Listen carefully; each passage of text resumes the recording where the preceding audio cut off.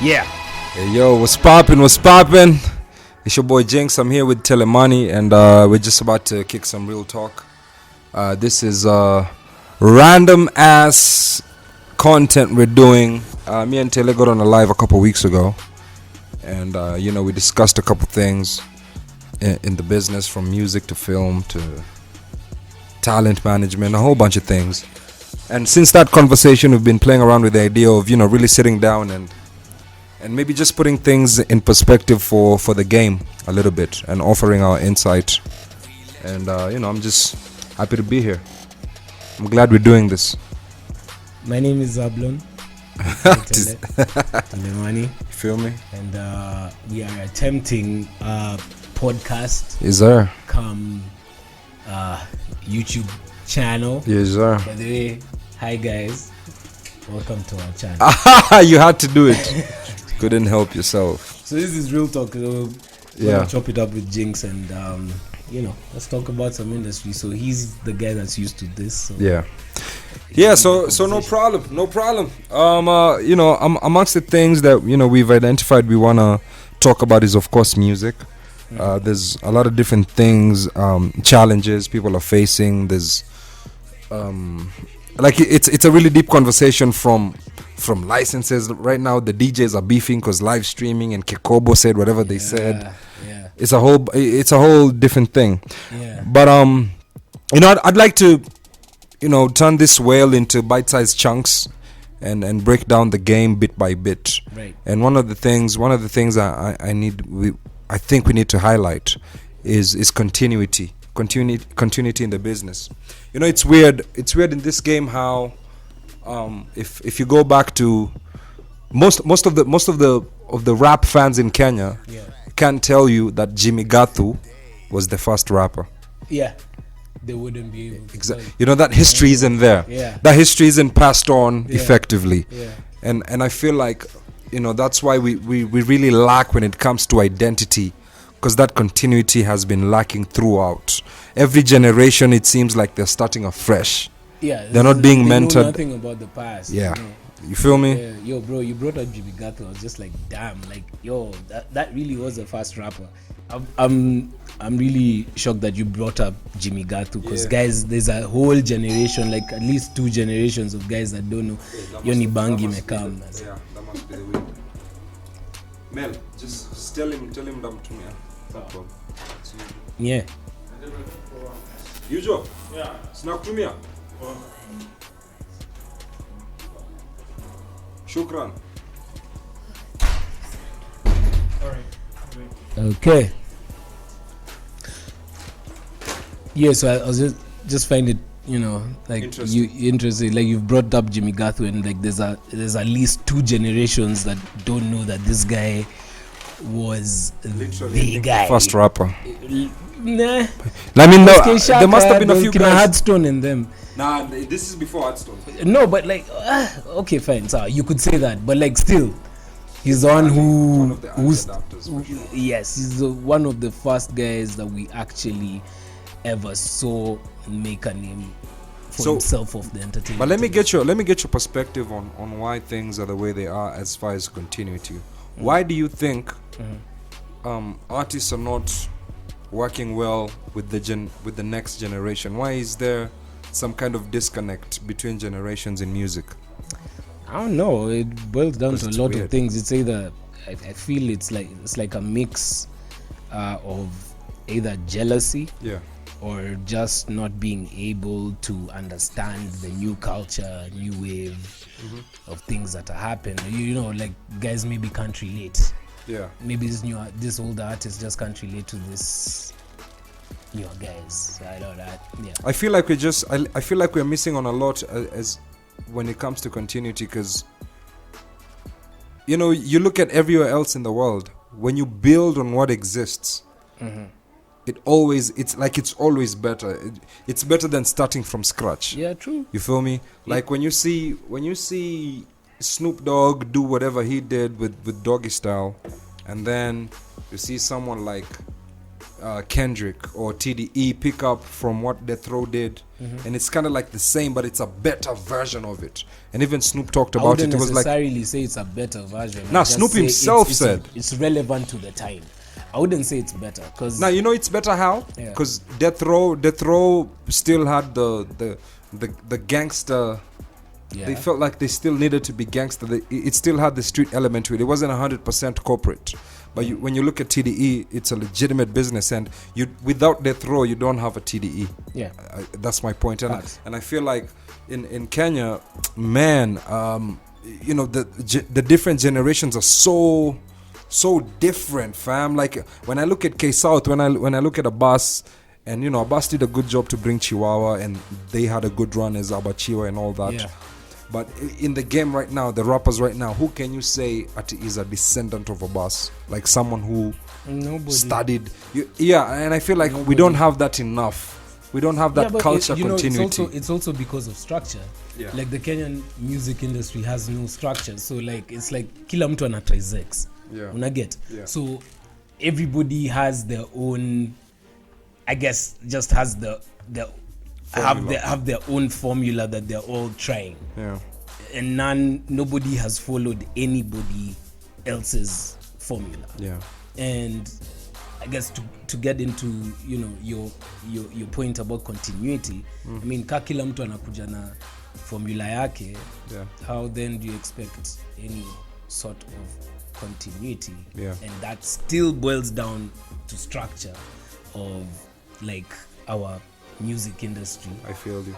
As a whole. Yeah, you know, now that you spoke on structure, I think, you know, we have to tackle this standardization topic, because there is a serious lack of standardization in the game, as far as we don't have industry standards. Right. Yeah. Like you said, everyone does their own thing. Yeah. So, you know, for example, for the first world markets right now, everybody's dropping music on Fridays. Singles drop on Fridays. Albums drop on Fridays. Video drops on Monday, Tuesday. There's like a format. And you know that it also goes into how Billboard actually record their data, because they pick from Friday to the next Thursday or whatever it is. So let me tell you something about that I don't like about standardization. Like right now, I mean, when we're having a conversation, we're talking about disrupting. Yeah. And I don't feel like when it comes to when you're going to drop your single and when you're going to drop your video, that it has to be like standardized. Like yani nile. It's like the time Beyonce dropped a whole album without telling anyone. Like, you know, like you just. But you know, that's a new rule she set. Yeah, I know exactly. You know, she literally opened the door for the album without a single. Exactly, and I mean that should be the standard right now. I mean, and it is. Yeah, no, and it is. So we can't then say that we need to, when it comes to standardization, we can't then be like, okay, the Kenyan music industry is not growing because we don't have this kind of standardization. Unless I'm getting you wrong, bro. I disagree with you, you know, because you know what Beyonce did. Let me tell you what Beyonce is. Friday ndio siku tutakuwa tunangusha ngoma. Yeah, and not because of as in trying to have creative control over what they do, but having an industry, having okay, we can track sales, we can have a chart, so we can be competitive to do with when, where, and how an artist. It does, bro, because R&D is very important. Research and development, I think, it's very important in an industry. And you know, the only way you can actually have that kind of data is to have some sort of system. And I might be wrong with the Beyonce example you gave. This is my perspective on it. Right. Beyonce is a trailblazer, you know. Jay-Z is also very well known for always trying to bring new rules into the game. He even had a hashtag on Twitter at one point, new rules, when he was dropping Magna Carta, I believe. Yeah. So they're trying to change the rules. You know, they're trying to create a new standard. I think our audience is quite quiet. Mnaweza bonga lakini bora mno. Yani mnaweza ongea. First of all, over here we have Melo. No, not at all. Not at all. Well, without the audio. Yeah, that's fine. Yeah, but Mazemelo, please. But yeah, fam, you know what I was, the thing about standardization, how I feel, there's a lack of leadership in the artist community in Kenya. Jay-Z is a good example of a leader in the business, a leader of an industry. Someone who's an artist but is also an entrepreneur and helps the culture see new opportunities, kind of set new standards. Absolutely. You feel me? Yeah. And I feel like since we have that cottage industry culture already, it's so tough to identify a leader of the industry as far as music. Like in it's so tough. I mean, I get what you're saying. I just really, it's hard for me to say this, especially on the record. But like, I mean, anyway, forgive me. Yeah. But like, guys like Monski, I feel like there's so much more he could have done or can be doing. Who's Monski? Nameless. Sorry. Oh yeah. I feel like there's so much more he could have. Yeah, what type of guy is this? Yeah, he could have done or. Get me a surface then, bro. I want to break down some of this. Wow. You're saying Monski could have done a lot more I feel like Monski could have done and could be doing more than he's doing right now for the music industry. But I can't knock him because maze, najua kwa ground kila mtu maze lazima ajitafutie. You get it. So he obviously he has a family, so he has to probably, I don't know, maybe do his architecture just to make money. It's more it's a more settled environment. But like, I just wish if we had structure, then maybe Nameless would never have to even think about architecture, and his focus would strictly solely be on music, and I guess that's part of the reason. Maze na alafu maze kuna historia, yani bado tuko Kenya, so our culture ni ile ati the minute you tell imagine telling your parents you don't want to pursue the arts. I mean, you want to pursue the arts and not you don't want to study. Yeah, you're an A student. Still taboo. Lakini you want to do music. Yani moyo wako imekwambia you want to do music or entertainment or something. Imagine telling your parents that. Like they still don't get it. Hopefully now, at least I know in my generation and even the generation after me, like, I mean, conversations I've been having with guys, it's like, yo, I'm raising my kid to go to med school. Fuck that. Nampeleka Arsenal Academy as early as possible. As early as possible. Just to see if they can be a footballer. Guys are thinking like that. Nampeleka LD, yani mkimbishe kwa matrack, yani we see if Kipchoge, yani like, guys, people's minds are opening up now. I feel you. It's just the generation that came before us, like our parents. I mean, I can't talk shit about my parents because they let me do what I wanted to do. Yeah, but it's just their generation and how it's just their generation and how they were brought up. They know it's either you're a lawyer, doctor, anything else. Teacher. And you know what's they're even teacher. Z. It's either you're a lawyer, doctor, or engineer. Because now, let me tell you a funny story about my dad. Let me tell you a funny story about my dad. My dad, my dad once told one of my cousins who wanted to be a pilot. So utakuwa tu derewa ndege. Just a driver. Just a driver. So my cousin had started off as a like, what are they called? But it's male. Inaitwa steward. So his plan his plan was start off as a steward. So this time KQ like was giving out, was training guys that are already in their system. Yeah. So his plan was start off as a steward because he got the job, become a pilot. So yani siku moja yani wase, I think yani some random time when it's now all the men in a family function, so anabonga juu ya life.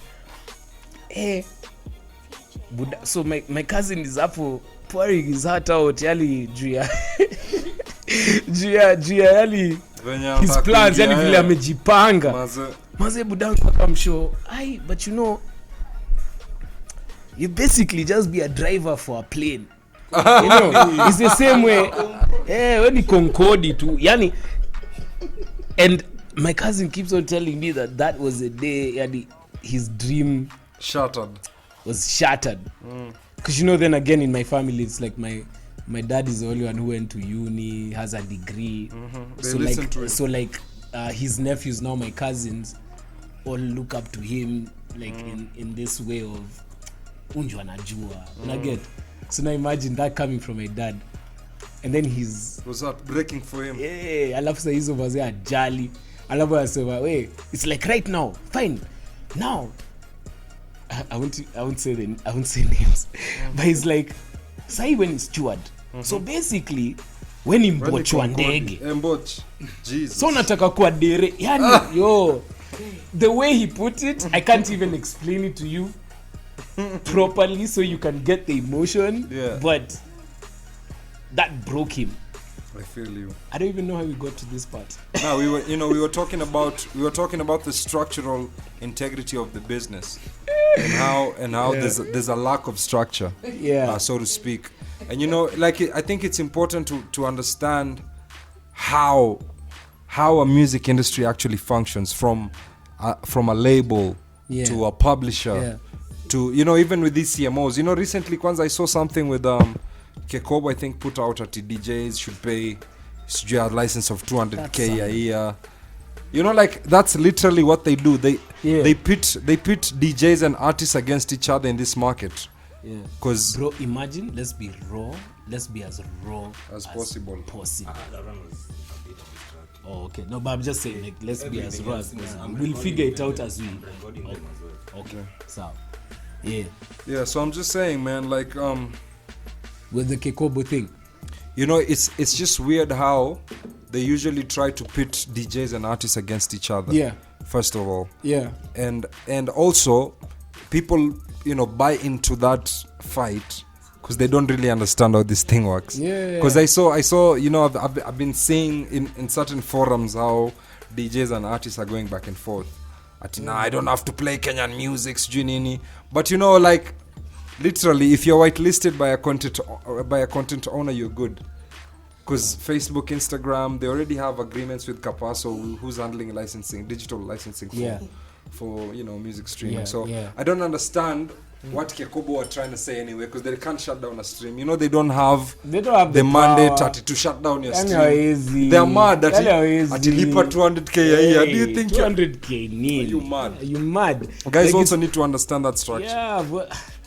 Yeah. So shout out Caprice MCSK. I see you. Exactly. So what's happening all now? My bills. So now what's happening is that money isn't there because you can't do shows because of the pandemic. Yeah. So now publishers are trying to figure out how can we make money off these live streams, because for the foreseeable future, public performance saini IG live, ni Zoom, ni, you know, all these live streams. So it's like, I understand what they're trying to do. But Kekobo is taking the wrong approach, only in that there's already, you know, there's two rights essentially in music. You know, you have your master rights. That's why niggas really want to own their masters. And then there's you have your publishing. Yeah, you have your publishing now, royalties. So for Facebook, Instagram, YouTube, whatever, I think platform. For Africa, Capasso handles those licenses. And so your distributor, whether you distribute via TuneCo or Africori or maybe DistroKid, your publisher atakukolektea hiyo do from Facebook and Instagram and all that when your music is used on streams. Now hawa sema leo wanajaribu kuingilia hawa miao understanding Kekobo hakuna do maze because wamekauka mbaya ni ukweli. they're trying to claim the master rights for themselves 200k are you mad that you want DJs to pay 200k? Are you mad to go on IG live? Aje that's you block IG. You're mad, and you know might as well block IG. And you know they can't block IG. That's they can't. The worst part. So if you pay 100k, you're mad. So what are we saying to Kekobo? Whatever they're trying to do won't work. Okay, sir. It definitely won't work. No, and artists should know that as long, DJs or whoever wants to play music on live, you should know that if you're whitelisted by the content owner, whether it's the label or with the artist directly or their distributor, then you're good. You can play the music. Kekobo asikushtue. You're a radio guy. Me, I'm not a radio guy. Me, in very few words, I just like to tell Kekobo to fuck off. It's that simple. Agreed. Fuck off. Agreed. Fuck off. Mtadu nini mkwende. Si wasanii as in like na nikisema si wasanii juu mi pia bado mi msanii. Yeah, we're in this business. In my own right, I'm in this industry. So like you can't uko na njaa now, you're just trying to find your own intricate ways of trying to stifle somebody's hustle. Like it's quite fucked up. It really is. But you know, like other than that though, there's still a lack of information when it comes to just how the labels function. Because before we even get into label, because here's my thing, I don't label structure Kenya chini. I don't believe in it. My issue is with artists not knowing the business. But sindo hiyo tu, kwani what's the difference? The label structure. See, that's the business. Wasi wako kwa ma labels pia. Huku si stato. Hapa ni msee, yani reckless ataandika ngoma, ataweka YouTube. Like everyone in Kenya is practically, for the most part, there's a need for the label structure. There's a need, but not in the way it exists in the West. There's a need for structure. That I agree, but I'm just saying, like right now in the way Kenyans are functioning, kila mtu tu anafanya vitu zake kivyake. So I don't know. In terms of need for a structure, sawa, I can agree with that. But like it's not how guys are functioning right now. But my issue is, why aren't artists don't know the business. It's not like they're trying. It's not like they're even trying to know. There's no excuse. There's no excuse for you to not know the business. Actually, in this era of Mazee internet, yani you could literally Google anything. Mazee audience yangu ina audience yetu inachoma. Wanachoma sana. Team, maybe give me that mic, because I need to understand. I really need to understand why guys are laughing here. Sandra, go grab this. No, Sandra, grab this. Sandra, sema kilo nasema. I really need to understand. By the way, on the panel, she might not be on camera. Her name is Sandra Bartonjo, also part of the entertainment industry deep. I really need to understand why they can't help also, guys, themselves. we're really just trying to figure this out. This is, by the way, bro, you know why I'm tripping? It's like there's no state, like there's no one steady. You are moving. No, there's one steady shot. Which one? Oh shit. See, which one? You moved it. You over there. I advised him to put that steady shot and then have a handheld. Yeah, that's what I thought.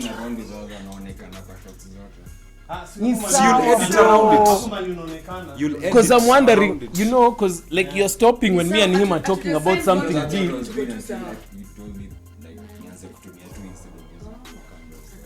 Unajua nini for okay, so let's do this, bro. Leave the steady shot. Because of the sound, then move around with your other camera. This other one, move around with this one. You have to set it. Then now move it up. Yeah, for cutaways. Then where you're seeing yourself in the shot, you put a cutaway. Himself. Yeah, when he's coming to record, do what over. But team, like me, I want it to be as even this conversation that we're having right now, that like it's episode 1 where we went wrong. This is still content it's still content, you know, as we were trying to get shit together. Joe Tracy amepita hapa. Get. Umekuja sana wewe. Kwanza unacheka wewe, umecheka sana. Nataka kujua hiyo kucheka hiyo. Nataka kuielewa. You understand? Okay. Mmecheka sana. I need to understand this laughter. You guys, do you want Alicia to order anything else other than what we're getting? What are you getting? Of course, I'm Zappa. just getting. So on Oh no, Gordon's. Yeah. Gordon's. Actually, I would want Jack Daniel's Fire.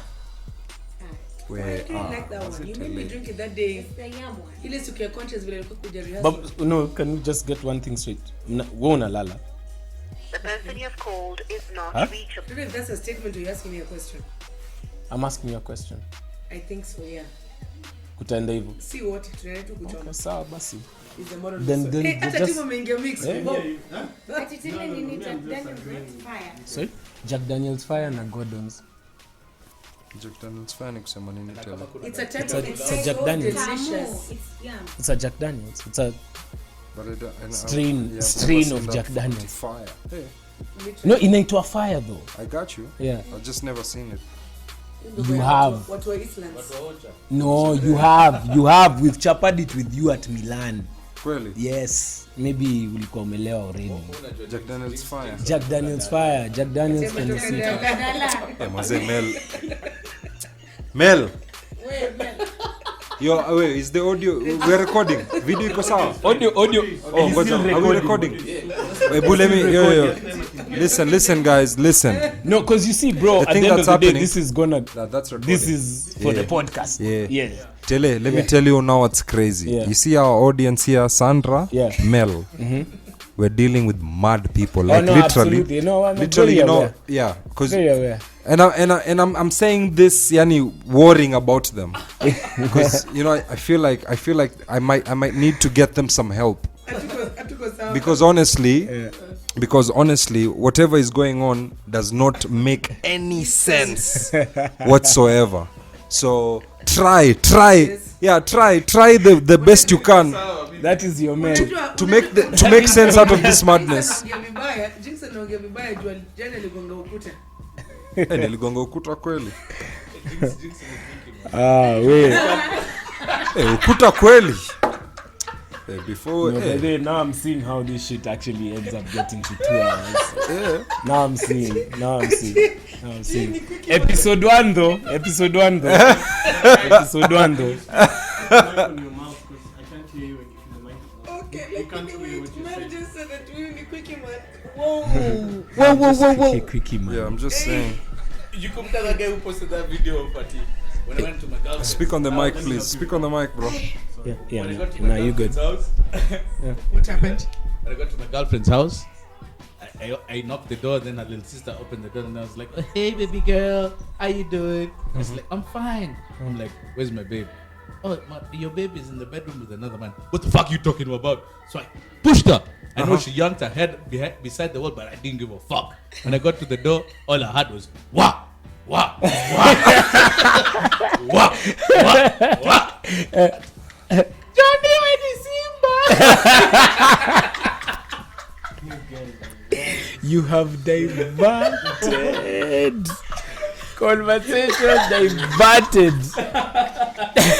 See me, I'm trying to. Conversation. Yo. We're trying to talk about the Kenyan The game, entertainment the music industry. And And their guys, stories are wap. these guys. Wap. Johnny when is Simba. Johnny when is Simba. Johnny when is Simba. Unakumbuka Jinx amesema Kekobo this one. You know Kesobo. I was like, Tele, you had one job. Me see rate. Yeah, to rate Me you. see rate. Me as long as Nyash ain't making money from it, as long as South isn't making money from it, Yeah. decent money, as long as Calligraph isn't making money Wakwende, from they can it, fuck off. as long as no artist in Kenya is making decent money from it, Wakwende. fuck them and their rules. Agreed. Wajidinye. Agreed. Wewe unajua mkubwa wa Kesobo anaitwa nani? Sigay, Edward Sigay. Eh? You're mad. Edward, it's Edward Sigay, you're mad. Ati anaitwa Edward Sigei. Mi simjui, yani simtambui. Anadu nini? Amefail.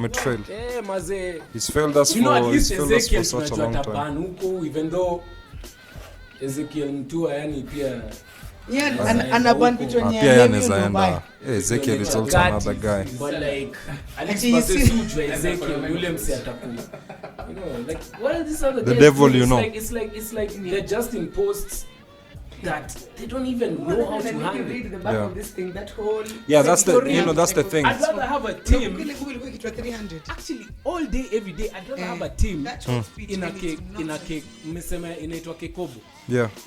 I'd rather have a team in Kekobo and like someone who's actually been in the trenches, knows the shit That artists about actually go through. Not just some guy who went to school who thinks they have an opinion on what arts should be in this country. Yeah. But you guys, can I ask you a random question? Yeah. Them. Do it. Let me ask you a random question here. Kwende. See, do you guys okay, and I'm just playing devil's advocate, msianze kukachama my feelings za pendi mbili. Sema. Sa- Sema. Let me tell you guys something in my opinion. Sometimes I feel like I love our Kenyan artists and you know this. But a lot of people had not understood the business of music. Yeah. Yeah. And so in failing to not understand the business of music, yeah, you're famous, you've got 1 million views on YouTube or whatever the case may be. And then they come to start learning about the business after the fact. Yep. Yes. And so when they do the after the fact, Yes. is when now people start wilding out. Yes. You understand what I'm trying Yeah. to say? Because Yeah. the people who actually know the business of music, Yeah. easy vitu as you asumbui, because they've aligned themselves before even they started Before making the everything. hits, Yeah. right? Yep. Yeah. Yep. Because the No, people, if you absolute- pay attention to the people who do the noise, it's like you don't even understand your own industry, but you're in the industry. Yes. And then you want to make the most makelele. Alafu they start catching when other artists are not supporting them. And in the back of my mind, I'm always saying, Yeah. don't catch a feeling because so and so is not dandying this hashtag you've created, because you're the one who failed yourself. No, yeah. You didn't learn what No, you were yeah, getting yourself but into. that's the thing. You see, okay, And I that's think where a Kekobo problem, can come a up from them, problem. because Kekobo is like, Yeah. there's some of you who are making money, but you don't know how to do it. True, So they- we're going to steal. You know, I mean, pia Essentially. kina nameless, kina Nyash Huh? went through that, kina Kolo went through Yeah, that yeah, period yeah.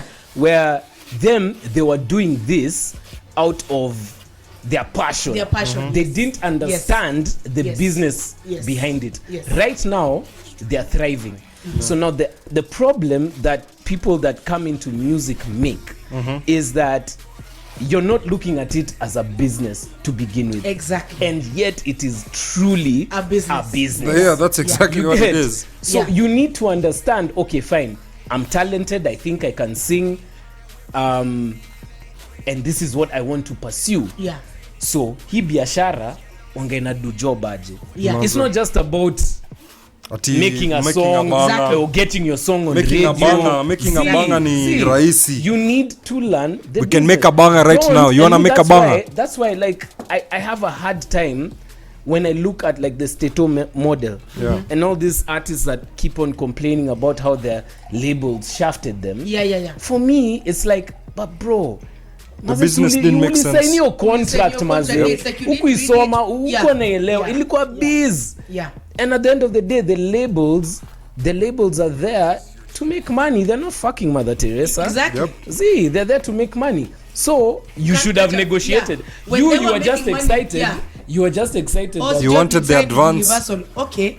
bro, like you signed the A contract. contract. Means you never read it. So and then you're yeah, not- you never read it. You didn't understand what you're getting yourself into. So don't now come back 2 years later after you've understood what Yeah. you signed and start And complaining start wilding out. and start welding out So at this you. industry, I'm like, it doesn't do the Yeah. it's you as an individual. Yeah, you're who just will fuck excited. up. You're excited. Def Jam is signing you. Yeah. And it's also Oh, because so if you much look at shit. it in any other industry, Yeah. if you're gonna go and get hired to be, I don't know, a doctor and whatever it is, Yeah. even by the time you're getting your contract for employment, Bro, I'm recording. you have to have something. I'm at signed home. something. Are you And coming as you're or not? doing that signing of something, a conversation has to happen. You understand what I mean? Yeah. Where you're like, this is what I want, this is what I want, this I want, Sarah will give you ABCDFG, this is gonna be your salary. In every other industry, Yeah. people do it. Yes. That's why I can't understand when I see Kenyan artists losing their shits at you online, at you, oh, kuna hashtag ya, sijui I stand with. I'm like, but Baba, you signed something at some point. Yeah. But also to a certain extent, I always say this was my next thing I was going to say. Ngoja hiyo useme kwa kamera. Oh, okay. Nah, but we're recording audio, say it. Because if you think about it, see us when in the industry. Right. How many times have you tried to call an artist or like to do something, then they tell you, okay, talk to my manager, and then you realize some of these people, the people who they've put their brands onto as management are goons. Yeah. Because you're trying to book an artist, yeye amekwambia this my rate. Tuongee na manager anasema okay, mliongea na yeye amenikupigia so naenda kukulipisha 250 lakini mimi nitakuchargisha 200 Gs, 30k ni yangu. So you see in the back of my mind I'm like, by the time your own manager that you have entrusted he's already cooling and hustling on your behalf, and then bado when he tells you okay umemwambia 250 yeye amesema 50 ni yake, so by the time he's getting to the artist ameambiwa ni so mbili. You understand what I'm trying to say? And ni that thing blows my mind because I'm like, how would you, in my head, even right now in anything I'm trying to do, right, why would you put everything about your life on somebody you clearly don't know? In my opinion, and that's why they fuck up, because even when they do this at deals with you brands, I don't know what it is. Did you Samsung wants to endorse you, then they just sign because wako na hype ati nenda kupatiwa simu sijui 30 kupatiana every week to my fans, I'm gonna get a new Samsung. But I'm like, but on paper the document you signed and your manager is the one who did the signing, because half the time ati me still kwenda kwa hiyo meeting, I don't know what it is. A goon has made easily a milli from you. No easy. Alafu akakuja akakwambia wanaenda kukupatia X amount of funds. But itakuwa endorsement, so it's going to be good. No, but it happens. No, it happens all the goddamn time. And it annoys me because by the time even the artist realizes that they were shafted or whatever it is, they too late. Ni kama Reds na nani Soja. What was that about? Mtu alienda akamchoma na ile gigenye alikuwa kufanya, ilikuwa wapi Carnival? Yeah. When he was having Tiwa for his album, not why. Maze, what happened with Tiwa? Tiwa didn't get paid for that. What happened? She got paid. No, the thing was, what's his manager's name? That also the producer. Who your Red Sun? I miss you, Maze. Whatever that person's name. No, me, I'm saying because I have no, it doesn't affect me. It's only to affect my rent. Fuck it. Because what happened in that situation? Because me, I was not jobbing that gig. I get a call from Tiwa's manager. Yeah. Hey, Sasa, should I hit the fan? We need you to step in.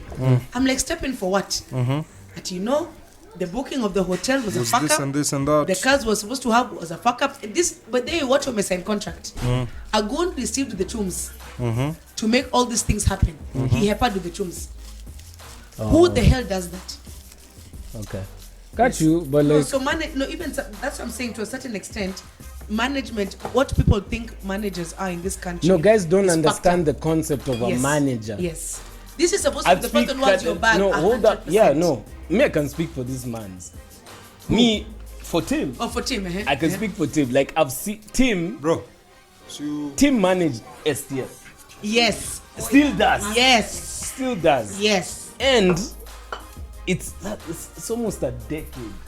And he's had her back through and through. Yeah. Kama deal, it makes sense. It makes sense. Kai makes sense. It makes sense. Una get. Despite the money, it's like, this is gonna fuck up the brand. Fuck it. Yeah. But Tim, they don't think that right now. Okay, bro, I'm not sure if do you manage anybody else? I can't even be able. Yeah, thank you. You see, so now that's a problem. Like there's people, opportunists. Like an artist believes in you and tells other artists like uni manager wangu, and then other artists approach you to like manage them, and then the greedy ones will be like, okay, sir, I'll take it. I'm gonna manage everyone. Kila mtu. But at the end of the day, if you're gonna be a manager, in my opinion, I'd follow his blueprint. Yes. You stick to one person that you believe in, and you build moja. Hakuna story ya. Agreed. Okay, so Stella, now I'm working with this other artist. Let me also. Yeah. So what did you do? So that's a mistake I made when I was that period in time when I was trying to be a manager, and then I realized I'm not good with. Yeah, you're like, I can't deal with this shit. I can't deal with people. Fuck. Yeah. So that really wasn't for me. Yeah. So, but I realized the best way to apply myself and affect the life of an artist is to find other intricate ways to make them money. So Agreed. I can work with Ethic. I'm not their manager. Yes. If you call me and you're like, I want to book Ethic, I'll be like, pigia John. Management. Ukinicall, uniambie nataka book Madi, pigia Roda. Yeah.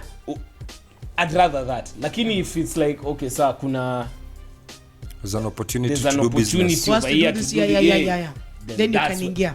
That's where I think I fit best. No, I agree. You know, I completely agree. And that's always tell people, if there was 10 Mareks in this industry. No, exactly. I think but Sandra, I was saying if that there was 10, like, I was getting to the Marek point. My thing is now in realizing that at first I didn't understand what Sauti were doing. Yes. Yeah. I didn't. Now you get it. Now I get it, because at the end of the day, one manager is not going to help build your career. Ati just because you have a manager. Unajua shida ya artist ni unadhani manager wa kukutafutia magigs. Kwa magigs ukukupikia any place. Kukuletea do. If anything goes wrong, unahitaji plan, strategic planning, marketing. Exactly. There's a whole plan that goes into it. And I mean, not that, like I can I shout out? Naweza tuma salamu. Of course. Sawa. Like when it comes to Nyash, maze you have joy. Yes. You have fucking. You have, as in there's an entire team that works on solely for on him. Yeah. And their focus is him. When it comes to Sauti, Marek said, in as much as anyway, that doesn't even need to be on camera, but like Marek set a structure where it was a team. Kina Chris, it was a proper team. Everyone, like there's no we're just bahatisha. Yeah, it's not for bahatish. It's a team. Tuna post as a group, it has to be very strategic. So if you're people gonna, don't get it, kidogo post meme, and then the next day una post again. It's like, no, Baba, what is your strategy as yourself as an artist? If you don't have it, you're fucking up. Completely fucking up. And then you actually let me to catch feelings when nani amepata sijui endorsement na brand gani. I'm like, the reason why you don't have this endorsement or this deal is because just go to your own page. What is happening on your page? You've not thought it through. You can have your own personal where you do your random shit. But I'm like, kwa hiyo page ya group yako leo sijui ulikuwa kwa bagani ukachoma watu wakachukua video. Then the next day ati unataka kwenda UN kwenda kuongea to the girl child. Are you crazy? Are you mad? Are you it's mad? Like, how does that even happen? Like you need to, like they don't think it through. And that's why I keep saying the business. Because if you look at for example, if you look at Diddy's page, is there a single Diddy? Is there a single day, even on his posting the family, in his kitchen, blah blah, all those things at every time anything on his page, it's always about positive vibes and good shit. You know what I mean? There's no day he's going to work out, I don't know. It's structured. It's structured. And like we're twerking. Never. It's never going to happen. But it's strategic because he's on this whole mission of, even if it's about that team like love. Yes, outajua. You understand what I'm trying to say? Outajua. Because right now nikikwambia page yake ni nini, mnajua tu kuna Sirok. Team love. Sirok na team love and black excellence. That's it. Nothing else. Even if he's trying to eat prawns, you will never see them on his page. You know, there's something else I'd really like us to discuss that I think JINX hujabonga. Tumecheka conversation. It ain't nothing, B. Because I think this is really like a very important mishap in the game. Right. When you look at our advertising agencies, what's weird about them, the weird thing about our ad agencies, they believe in products more than people. Understand? Like if no, they do. No. Because globally, because let me put some context. You know, globally. Me, my story with agency is just globally what you see is you see personalities selling products, but for the most part in our market products are bigger than personalities. That's why you can call any toothpaste Colgate, or you can call any margarine Blue Band. No, because of the power of that. The power is in the product so much. Margarine lakini brand No, but just outside from that, what I'm saying is, number one, you need to remember, even with our agencies here, all our agencies, there's a global one. So the strategies are not limited to them making the decisions. There's global. The bigger people, number one. Number two, that happens because one, Kenya is a very peculiar market. I'm telling this because I have an agency right now. But me, I deal with like Islamic media houses and stuff. And the reason why I can freely say this is because I've been in those conversations where, to say, for example, one of my clients, UNHCR. We could have every year we do a Ramadan campaign to raise funds for Dadaab and Kakuma. We could get every influential Muslim in Kenya. We could. And even in the conversations, they're always telling me, let's do it like this. But I tell them, unfortunately, because the way our people are set up, our brand, the Watus, instead of outside of the brand, the things they do outside of the work they're supposed to do cannot allow. You see, for example, okay, this is a bad example. Kama Tele anza kuposta sema mwanze ku donate 500 shillings towards refugees in Dadaab. What is the first thing you guys are going to write on his post? What the fuck? Nini? Mtaanza kumcheka because mnamjua outside. Nani ali record sex tape? Whoa, you on the comment. It's a whoa. Comment. Because you know him outside of anything he's trying to achieve. You know him on a personal level. And that's what's happened with every single one of our influencers. But so it's a mess. Let me tell you where I disagree. Even like let me just finish with Sandra, because I disagree with your perspective on that. Unfortunately, unfortunately, you know, the thing about influencers in the chain, in the grand scheme of things, they're almost non-consequential. Yeah, they're almost non-consequential, to be honest with you. Like advertising at the mainstream level, advertising is most effective when it's passive. Yes. Achana na at influencers engaging people on Instagram. It's about big campaigns that, you know, why do you associate Christmas with Coke, for example? You know, that's so deeply rooted with what they did, the type of advertising they did, and the reach, and you feel me, the whole thing. And what I'm saying about this is, you can find in other markets, particularly in sports. What's going on? Hey. Sports is a good Sports is a good example. Sports is a very good example. When you look at a player like Cristiano Ronaldo, for example, that's maybe the most famous, one of the most famous footballers you can think of, right? All right. One of the most, not the greatest. We still have Messi. Messi is the GOAT. I said famous. One of the most famous Messi is footballers we have. MIASHI. So when you look at someone like Cristiano, you know, Cristiano is literally like a marketplace for products. Right, yeah. That's what he is.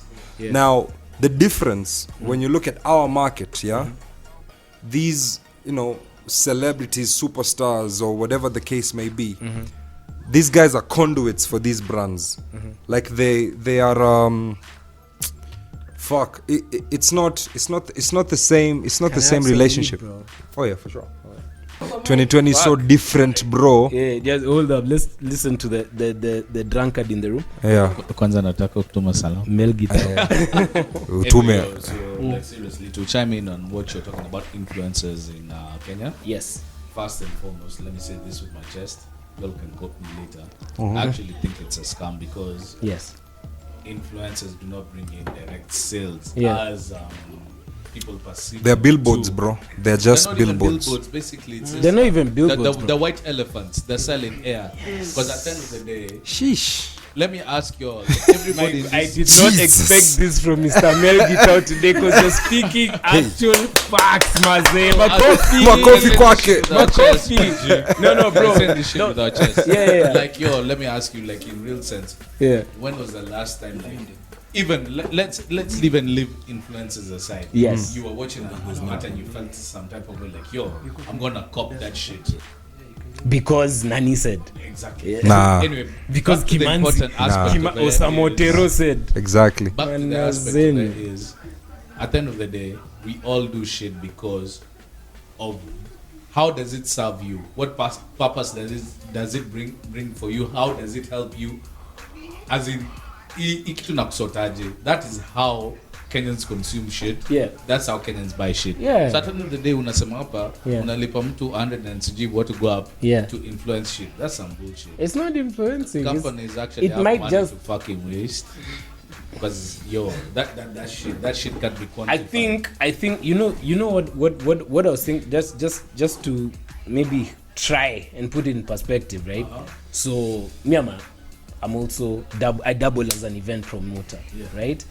When I'm doing events, I'll pay my Facebook ads for reach, but then I'll look at this quote unquote influencers, some of who I can pay a little bit of money to talk about it and make it seem organic.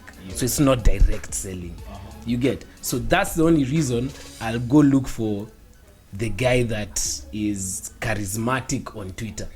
Kwa ground they're boring as fuck, and all of them are, yeah, no, for real. Kwa ground all of these all these niggas, They are billboards, bro. I'm telling you. Yani ni wase tu They're literally billboards. Twitter, you're the funniest chick, lakini mazee ukimmeet mazee uwezi.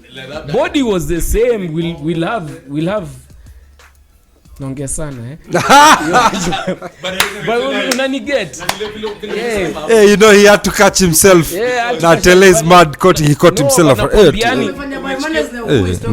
Naongea sana.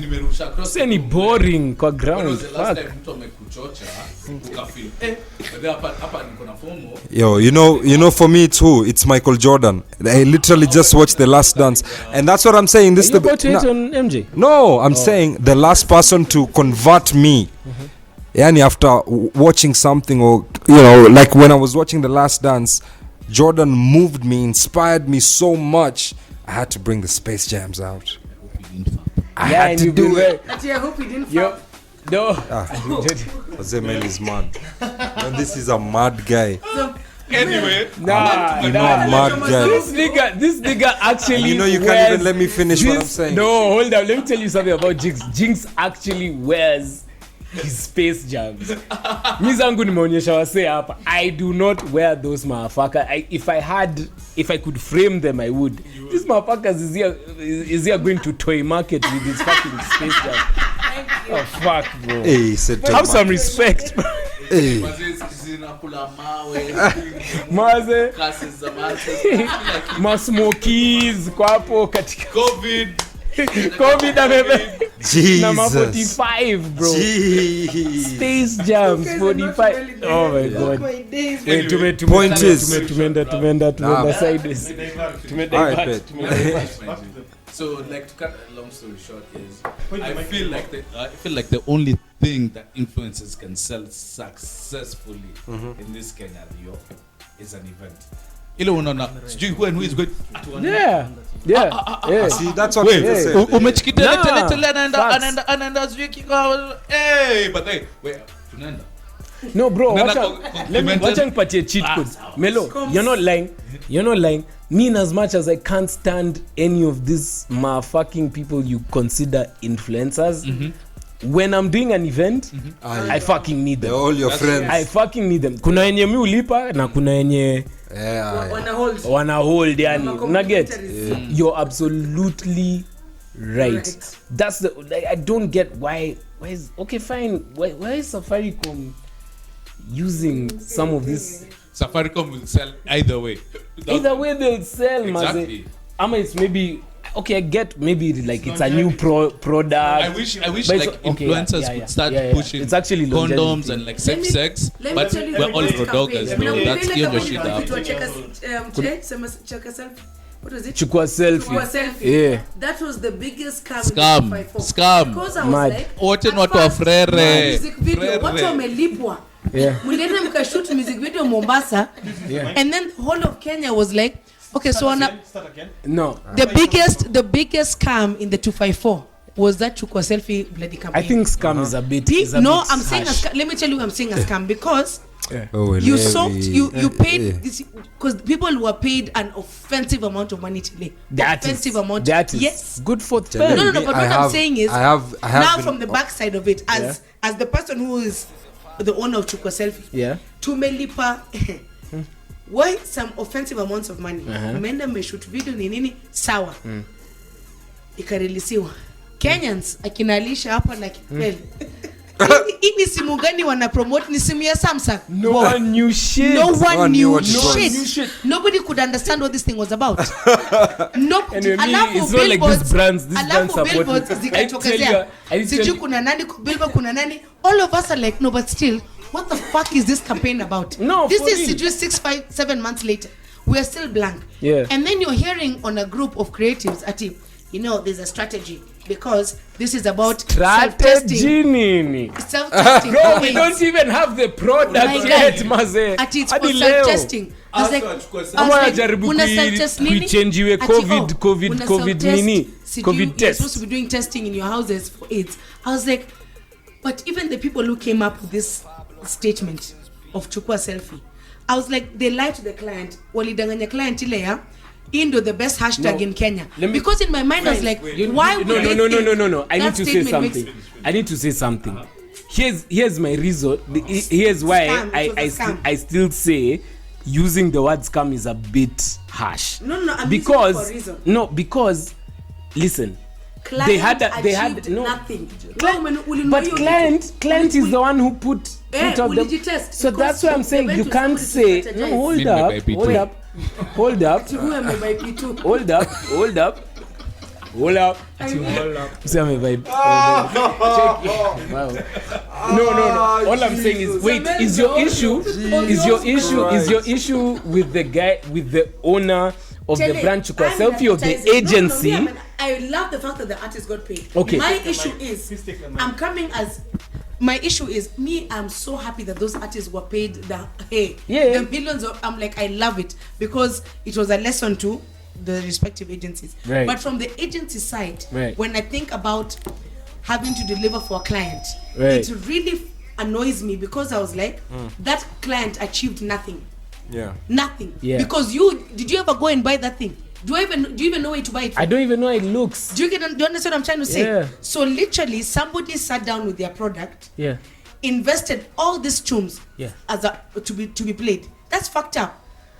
Okay. So And your then- issue and is then with how the they lied. agency. Me, that's all I'm Of getting course, to. yes, Yeah. my issue is with the No, agency because they- I was like, why did the agency lie? And then But- even but the name they you used, I was like, in Kenya, no, as hold our up. market. Hold up. But you see, the agency marketed, right?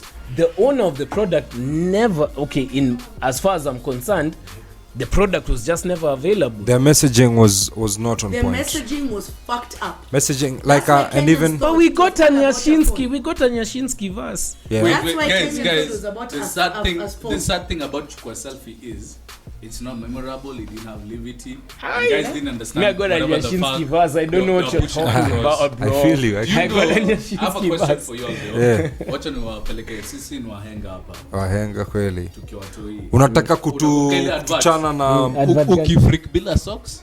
No diggity umetre. Exactly. Leave it. It made a fucking impact. Yeah.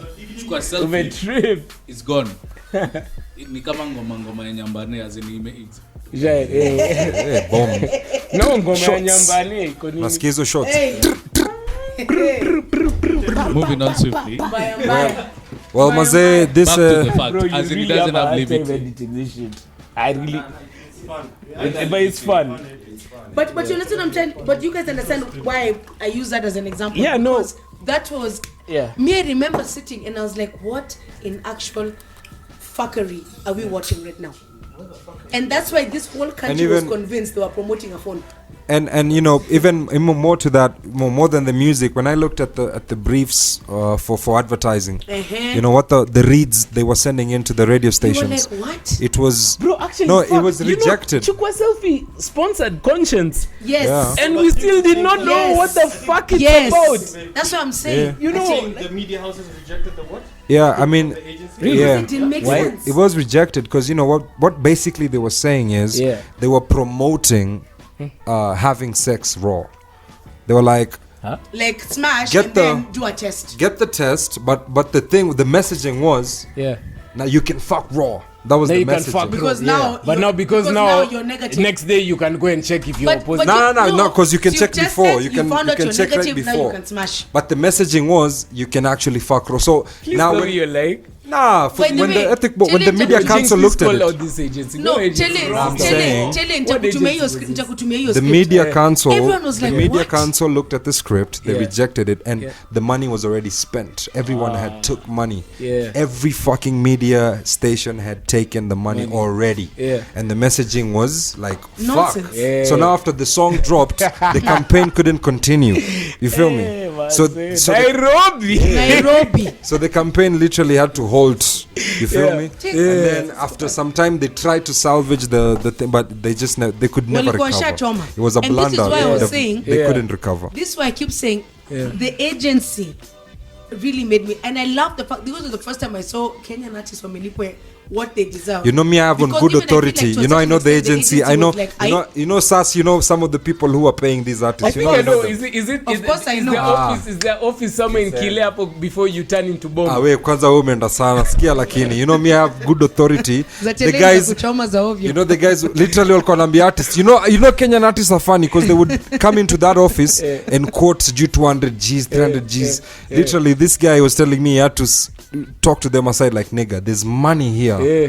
Why are you? Chele, when I you're tell quoting you- Do you know 300K. that- Are you okay, mad? You're Chele, quoting let me tell you, when I 300K. tell you watu if people want to walilipwa- say I'm riding his dick, let watu it be. walilipwa. But do you remember what Nyash said? What did he say? What did he say? Ukisikia vile hawa making wana quote Maze. ukitiwa show vile unasikia hawa making Bro. vile wana quote Bro. unaweza stuka. Bro. Wase ni wajinga. Maze chenja- Let me tell you, For real. and let me tell you, Chele, when I tell you people were For paid, it's real. because it's like guys were given a heads up. Like, There's you know, chums. there's chums. When when I tell you watu walilipwa zile za ujinga, I was like, sasa, is this Richard Branson's campaign or what? Because I can't Now that shit was understand. weird. It was weird. That chums was stupid. Yeah, you it know, was weird. stupid. That shit was weird. Can I say something? But you know what? I mean, this. Okay, Yeah. let me just say something about how guys pay. Uh-huh. Me, for the longest time ever, I've turned down Coke Studio for Yeah. STL Geesh. for long. Why would you ever do that, though? Ever since Coke Studio started. That's a big platform. It's a very big platform. It's a good opportunity for us to engage with an African fan base. Yeah. But it's, But- it's the highest level of it. For me, I believe it's the highest form of exploitation from a big global brand like Coca-Cola. Absolutely, because of those two niggas that we TV all rights? know in this room that were fucking shit up. Hey. All they wanted to do was eat money. Hey, I'm yeah. just going to fall Hey, short. hey, mentioning their names ah. because we However, I can It's tell you TV why. rights, I can tell you lakini- why again. Uh-huh. When Anaitwa- when Coke Studio approached us, Yeah. they wanted to pay us $5,000. Uh-huh. $5,000 is To be on a 500K. TV show. Yeah, to be on TV and on print and on audio. You have to know what you're selling, because if you're a brand, you have to know your image is sellable. But on, really, it's on just audio. a show. absolutely. Yeah, These are the platforms is maybe for advertising, but exactly. You have to it's pay the me because you're likeness for the advertising show. Exactly. Yeah, And because the brand. people need to change their mindset Yeah. completely. Agreed. By you using my image on advertising doesn't mean that it's not money for you. It's money for you. Therefore, you have to pay me Yeah. because you're using me to advertise the show that I'm on, There's a so that cost of people can watch advertising. my show. Yeah. Get Yeah. it? People on Yeah. exposure. Yeah, if you guys were able, if the general public was able to know how much Coca-Cola makes from Coke Studio Africa, Yeah. they would be very embarrassed to see how much. If you're an artist who's being paid, you'd feel shortchanged one way or another. However, my point was not that we ditched Coke Studio, which we did. Yeah. My point was at that at that time, the red card that we were selling, we had to stick to it. So this is where I introduced red card. If you decide this year we're going to be cheaper than everyone else as an artist, right? Be cheaper than everyone else. Let people say what they want to say. Wait, what? Yeah, if you have a red card Yeah. and you say that, let's say 2016, this is our red card for 2016. Yeah. We know by 2017 we're revising the red card because of what we are delivering, right? Yeah. So we have this amount. So it doesn't matter what your competition is charging. Yes. It doesn't This matter. is you. Yeah, You it's, know this is your what? red card, right? You know what? Then when 2016 is done, revise your red card based on 17, yes. the jobs you've given, Exactly. you've done, You know, right? You know what I call that? Yeah. I call it the Jomfalme effect. Oh yeah. Because Okay. Joe was still is the biggest DJ commercially or with these corporates that there is in Kenya. But DJs have an issue with Joe for quote unquote underquoting. There's nothing like underquoting. There's nothing like it's underquoting. like it's your red card. He was trying, he knows he's good at what he does. Yeah. He set a price that he was comfortable with. Yeah. Got the jobs. Yeah. Proved himself. Yeah. And then Revised those his red- brands yeah. fucked with him. And then he slowly just started increasing increasing pole his price. But now you have all these other bitter DJs who are charging a lot more Yeah, who are like, without a strategy. yeah, Yeah. and you know brands are looking like okay, Jom Shpalme has more numbers than you. He's Zile a shots. bigger DJ and he's Why? charging me half. Exactly. You know, Yeah. half But you what were you're charging That's me. very smart. Yeah, I don't get why That is DJs actually just very can't follow smart. that. Yeah, it's fucking Because smart. you have to understand, red card is what gives you longevity in whatever market. Agreed. Exactly. There's a time that Tusker was 40 bob. Yeah. It was really 40 bob in this Yeah. country. Tusker Export. Yeah, and That's now it's Serena. not 40 bob. No, for real. Yeah. Yeah. And now it's not 40 bob, right? No, I mean I say Yeah. in There's a time story Calligraph Jones was na- charging na- 100k for a show. Yeah. Times have And changed. now he's not charging Hey, 100k. come on, man. That's the best rapper in Africa. That's the best rapper Best rapper in Africa. Yeah, yeah. man. So, Yo. so for me, I believe Buda. If Buda artists- niambia nini? Jini OG. Buda niambia nini Kwani. maze? Ojini OG. Misa OG. to Chwani. yeah, that's the Minimum thing about fee. red card. I'm not saying his minimum fee is to Chwani, but I'm just saying like Nah, shout out to That's how I Jones. say it. That's, Shout out that's to- gang. Shout No, out this to been Jones. this been an episode of Real Talk. You know, we're trying to figure out you know, what we're gonna be doing with this. It's a conversation, you know, with our Jinx here, Nishamaliza Telemani, of maze. course. Yeah, we're wrapping up. kwani kamera zimeisha battery. It's all Sound, eh? You have Yeah, 5:45. wait, one and a let's half Oh, we're still hour. going? You've done one and a go. half hour already. okay. Sikina sasa You've wanalala. done one and a half hour. Bet. 1 hour 30 minutes. Alright. Our radio market is also peculiar. Right. Radio it's become a jukebox now. It's really just about music because what most people don't understand is that you consume radio passively. And it's literally because of the 1, 2, 3 songs you'll hear in your commute, maybe one ad Yeah. and some commentary. Yeah. When you're to work. But podcasting is keeping eyeballs engaged Yeah. for longer.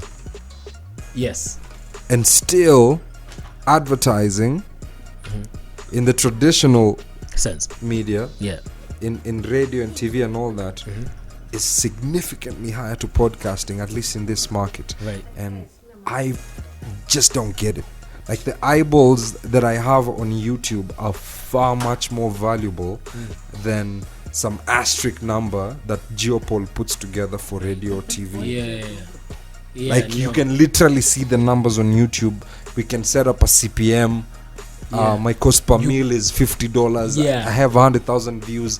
Give me 50 times 100, 5 Gs USD. You know, it makes sense. Right. But I just don't get how still we're navigating ati msewa online content is being treated like an influencer when you're actually producing content. You know, guys have to leverage their position. But that mood of media is Sio nakwambia. It's done. Podcasting is It's coming and done. radio don't get It's it. done. Like that mode of media. Like, you know, if I had a radio station, what I'd probably do, Ungedu? my station would be open, would be on air between 6 and Unaweza funga 10. station ka 6 and era ya 10. In the Moi. morning. Between 6 and 10. Yeah. Yeah. The cooks, In the cooks. Yeah. 6 and 10. Yeah. Morning Zima. commute. Hakuna stories za mid morning, Staki. lunch. Yeah. Staki. See, missy die. And then we come back on. We come back on between like for 30 evening commute. Evening commute. So for 30 to 7-8 yeah, katumeacha, then maybe I'll have a daughter who wants to, you know, listen to radio huko usiku. Just have a show, yani ile ya hype, ile ya mazee mesikia ngoma ya Drake alieka snippet hapa, you know, but pia si must. Katuko biashara, my station runs from 6 to 10:30, 4:30 to like 7. Yeah. Bus. End of 6 hours of program. News nini? News kila mtu apata news online. Get it for one. Citizen wako na YouTube. Who the fuck is watching traditional media? But you see, you guys, this is why if you look at the radio stations, the 254 that are making it, or like who do you actually, think let me is say the making it? specific shows. Who do you think is making it? Me, I'm okay, but you see me, I'm a bit biased because me, I'm talking about where advertisers pay the most. Yeah, where that's brands of course. are paying the most. Yeah. It's because of listenership. So now you're getting that. I really hate and loathe the fact that advertisers are still putting so much value on the mediums of media. But do you know why? That they shouldn't. Okay, can I tell you why it happens? Well, people are scared of losing their jobs. The people who spend money listen to radio still, aka our folks. Nah, it's a system that works. No. You guys, let me tell you. You see, like right now, if you think about scandalous stories in this, like when it's not that traditional media doesn't work. Let me get something straight. Ati wa ile show ya Maina na Kinganyi unakumbuka sijui nani alikolina akasema nini? Where has that come from? Let me get something. They had it from radio. Okay. But do you understand what I'm trying to say? And those are the people who are literally who spend money.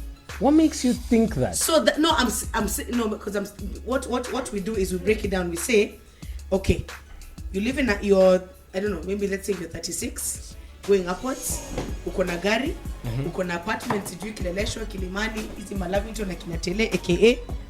So in our opinions, you've got chums somewhere. As you were saying, Geopol. Yeah. Uko na pesa. So you can spend some money. So Toss wants to pay Nani in that morning to play an ad about their new, I don't know, jasmine scented sabuni, because they are assuming that if there's 5 million of those people listening, easily, if 10% buys Toss, that's 500k. What is it? Yeah, 500k people. You see what I'm trying to say? Okay. So that's where it comes from. That's okay for me. That's where the back, like the understanding comes from, because I literally a client sitting and telling you, me, I just want to sell 30 tosses a week. Yes. Yeah. They're forgetting that regardless, people have to wash their clothes in the country. They forget that. It's not like people are walking around buying clothes every single day to wear. Clothes have to be washed. And everyone has their preferred thing. But for them, they're thinking, okay, if we play this ad at this time and we only get 10% of that people who are listening, at least you only 500k people watanunua hiyo toss. They don't understand that it doesn't reflect the same way, because this dad who's driving to, I don't know, his office in the morning, as much as the ad has played, him is tuned in because there's a scandal on that show. It has nothing to do with whatever is going on. Okay, no, I get, I okay. You understand? Yeah, but all I'm saying is the demographic has really changed. Absolutely. You know, so if you're trying to target a certain demo, you need to now really truly consider your, you know, what platform you're going to use. The only issue I have with that situation, when some brands are advertising on, and I feel nothing saying this with NRG, I ask myself, do you understand the TA for NRG? Because in my opinion, I'm like, okay, Santa Maria Spaghetti, muna advertise kwa hii station, who do you think is going to be buying your spaghetti? Stop. Dead? Alright. So we both of them? Okay. We go with that too. Yeah, not even cut it. Like, just follow the conversation. Follow the person. We can wrap up. Yeah, we're about to wrap up. Sorry, Sandra, you're saying? You've seen the time, Jingle? How long have we been talking? Almost 2. Hello. Yeah. An hour 35. Shit. Okay. But pia tumeongea shit. Iko sawa, we'll figure it out. Okay. It'll be interesting how this. I can help. I can do my version for the video. Yeah. Since I have the content, then we can match. Yeah. Thank you so much, bro. Yeah. What is it? No, Sas, you're saying something. So I was explaining The thing is how this, it works, yeah. why it works the way it works. Yeah. Is the door open? I get it. You know the only discrepancy I have with that whole situation is just value. It's not really about. It's not a matter of traditional media versus internet. It's just how they assess a value. You know, too much value is still put on traditional media, and when you look at the research of that media, it's still old school. It's still random sampling. It's still questionnaires. It's still phone calls. Yani, and literally with the internet, you have all the analytics. There's just so much more value in targeted advertising online, and I just don't get why people don't really get that. And another thing to bring back that convo. It's there. They don't it's right know. there. It's these guys are clueless. The analytics are right there. You know, Sas. Let me you know what I was telling someone the other day. You know, my biggest issue with brand managers, they just it's either you're too fucking scared to tell the client this is some bullshit. This is some no, as a you're a brand manager, say for that brand, for a brand that needs to get itself out there, right? As a brand manager, you're too scared to try something new. You still want to go ahead and do the same old shit that you've seen your predecessors doing. Like you don't want to go over the hill. You don't want to risk because you're trying yani bado unataka tu job yako, as you just want to be secure. You just want to get your salary and chill. But you see, also because if you look at the owners of these brands, the CEOs and so on, you imagine going to the CEO of Equity and mwambie sasa atutaweka advertisement I don't even know the products for Equity, whatever product it is. Tutaitoa kwa radio kwa issue ya Maina that he listens to. Please remember, he tunes in every morning. You're telling him tunaitoa hapo, lakini nenda kukufanyia paid ads Instagram. Then it's like make sense. Mwagi cannot understand what the fuck are you talking about. See, unaniget. Alafu saa hiyo yeye kila asubuhi akitoka kwa nyumba yake akienda job, anasikia hiyo show ya nani ya Maina. Yeye anasikia hizo maazi ya Barclays ziko hapo, sijui ya nini iko hapo. Then you're telling him for you to add more value, wacha nikuweke sijui Snapchat. You're talking Snapchat nendo. But you understand what I'm trying to say? Then you're trying to tell him then we pay X amount of money. Make it make sense, bro. But in that meeting, you see, that's in that exactly, meeting, he will literally tell you. In that meeting, that's exactly my problem. That's exactly my problem. And then to make it worse, even those presenters are hizo manamba. So atasema sasa nenda huyu msichana anafanya hapa, nenda kukutumia ad. What are you going to do as the employee? Bro, you're then going to call your agency and tell them, so your idea was awesome. However, boss amekata. So we're doing the same thing we've been doing for 15 years. These are the stations we're working with. These are the TV stations we're working with, because when he gets back home, his kid is doing homework, wife anapika chapo, ameka kwa kiti, Citizen inacheza, anataka kuona banki yake hapo. You can't start telling him, in the evening now we're going to do, because there's higher viewership on Facebook from 7 p.m. tutakuwa Facebook. For what? And he's sitting in his house, in his mind is like, bora niko kwa TV, I've made it. You can't convince him. You can't convince him. You can't. And Mimi, he will believe it to the core of him. You can't tell him anything else after that. You can't. No facts. And that's the annoying part, because now for the brand manager within that brand, for the agency, same thing. You can come up with the best concept. As long as the client tells you no, mimi nataka tukue hapa mweke nini yangu kwa show ya JINX kwa sababu nimesikia alikuwa sijui na which artist, which means you can't tell him anything after that. There's nothing you're telling him, because this is Chums. There's no I mean, that's true. There's no argument you're having with that guy. And it's part of the issue. Yeah, I mean, I see a lot of growth, though. I see a lot of potential for growth with the guys that are coming up right now, you know, us included, because very soon we will be those decision makers, policy makers in the space. So, I mean, you know, you just move with hope. So, because what else are you gonna do? Nothing.